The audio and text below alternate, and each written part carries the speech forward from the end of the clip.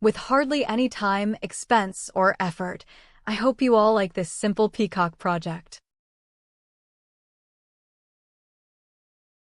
There are many reasons to make a paper peacock, which I'll share later. Thank you so much for the love on my peacock video from a year ago.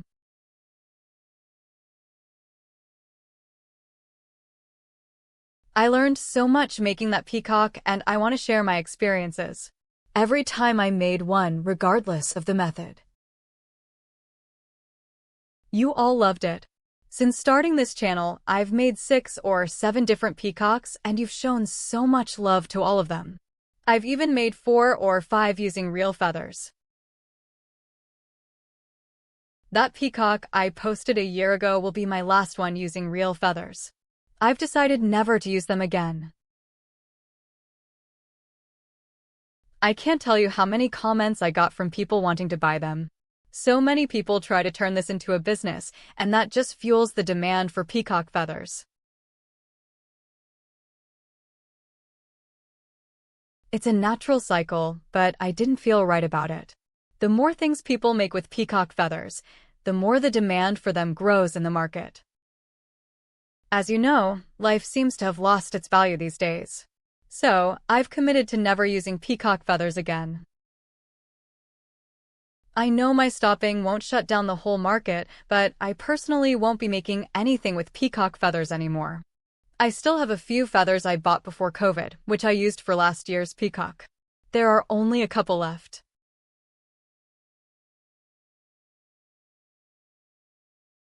But I'll never buy them again.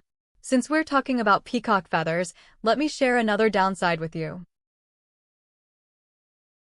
Don't think that once you buy peacock feathers, they'll last forever. Within months or a few years, they can start getting infested with bugs.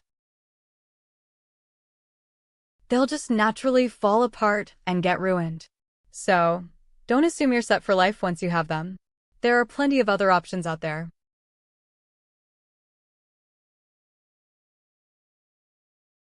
You can use alternatives to beautify your home. I urge you to think twice before buying peacock feathers. Consider if they were shed naturally, or if they were painfully plucked for the market. Bringing such things into our homes can have a negative impact. Over 4 million people have watched my peacock video. If even a few of you take my words to heart, then making this video will have been worth it. Honestly, this paper peacock I've made will last much longer than one with feathers. I didn't use any clay, and it was very inexpensive to make. A bundle of cotton costs about 10 to 20 rupees, and so does the chart paper. You can create a beautiful peacock to decorate your wall with those. It gives you that same feeling as a natural peacock. If you love peacocks, I encourage you to decorate your home with a handmade one like this. I'll be sharing more peacock videos soon, using various methods that look even better than real feathers. I've wanted to share these thoughts with you for a while, which is why I made this paper peacock. I've shared what was on my mind. Ultimately, the choice is yours. In this video, I'm using a heavy-duty stapler.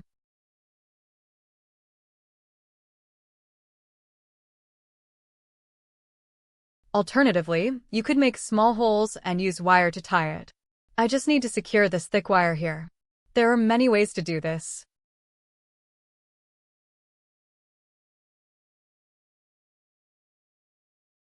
You could even use thread or wire through small holes. You can make beautiful things with whatever you have at home. You don't have to use the exact same tools as I do. I'm fixing it like this so the peacock can stand on a table or any flat surface.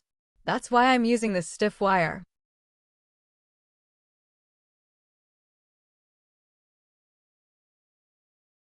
But if you're hanging it on a wall, you don't necessarily need the stiff wire. You can just make simple legs according to your preference. Next, I'm using aluminum foil. Most homes have it these days, but if you don't, you can use wet newspaper to create a soft, cloth-like texture and glue it on.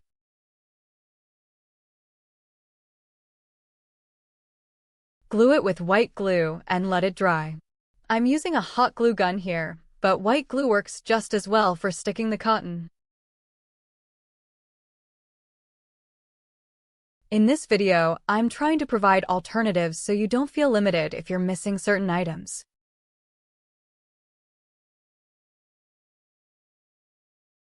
It's quite easy to make. I'll be sharing more Peacock videos in the future. Generally, I prefer using natural materials.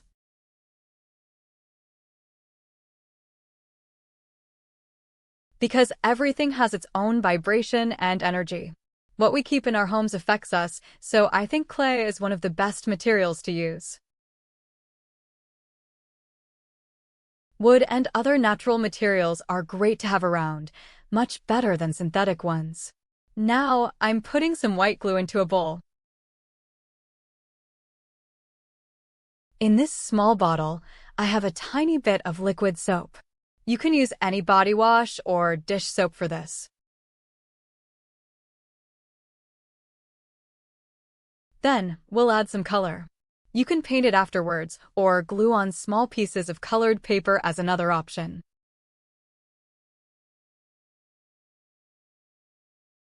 If you don't want to use paper, acrylic, or other paints work too. I've shown both ways, so choose whatever works best for you.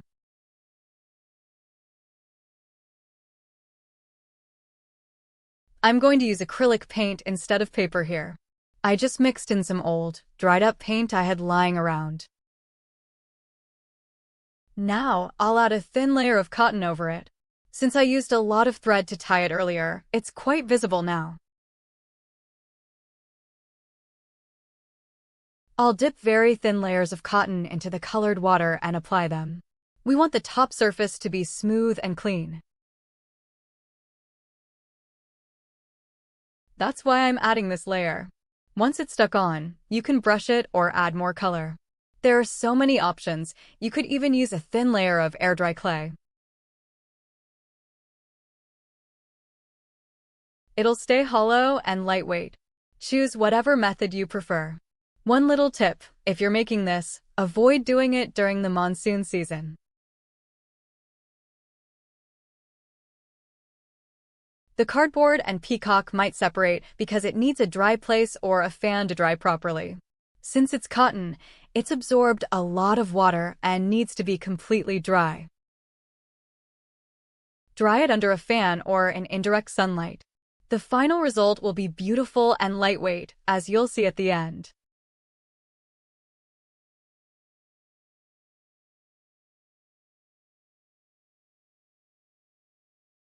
I'm always looking for ways to speed things up when I'm short on time.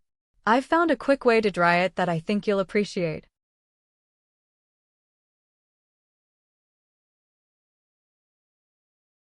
If you have a hairdryer, use it. I'm using mine to dry this quickly. It'll be done in no time, and then we can move on to the next step.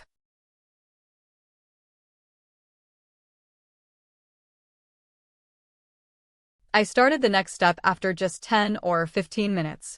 I'm determined to finish this today, or it'll never get done.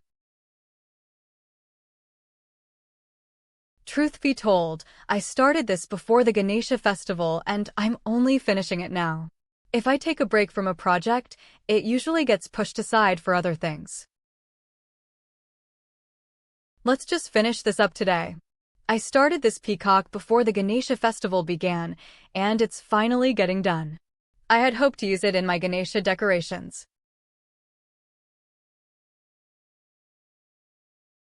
I actually did use it partially, as you might have noticed in my previous videos. It didn't quite work out then, but it's done now. There wasn't much left, just the legs and some body details. Now let's quickly make the legs. Since it needs to stand up, the legs have to be sturdy. I'm using binding wire for this. You can easily find this wire and some laminate tape at a hardware store. I always keep these on hand as they're very useful for various crafts.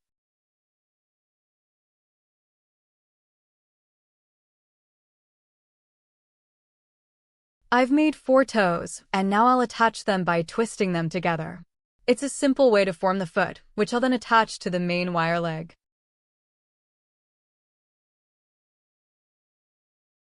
I'm using this tape for the coating.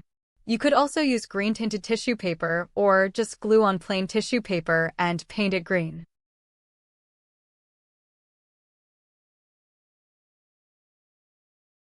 I've had these materials for a while, so I might as well use them up. I've covered the whole foot, and now I'll attach it to the main body wire. Just secure it however you can.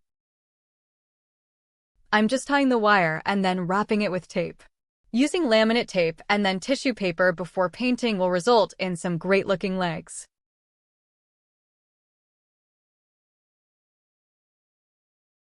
Here's the finished look for the legs. They look good, but the body still seems a bit plain. I only have this small piece of paper left to give the whole body a fresh touch-up. I'm using a mixture of paper, glue, and water to attach it, as the body color was looking a bit too light. Next are the small feathers for the sides and back. I've cut and layered them like this. I'll get both wings ready first. I'll glue them both on at once. I've added a few different colors here and there for a better look. You can always add your own touches to enhance the final appearance. I've glued the wings to the sides, and the body color looks darker now. Now for the eye area, which I'll also decorate using cotton.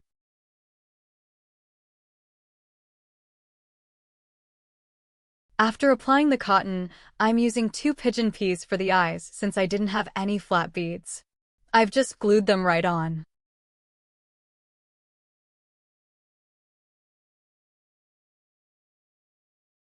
Don't worry about the peas spoiling, the glue will preserve them. They'll stay just like this. I've glued them on top, and that's the final look. Just a few more paint touch-ups now.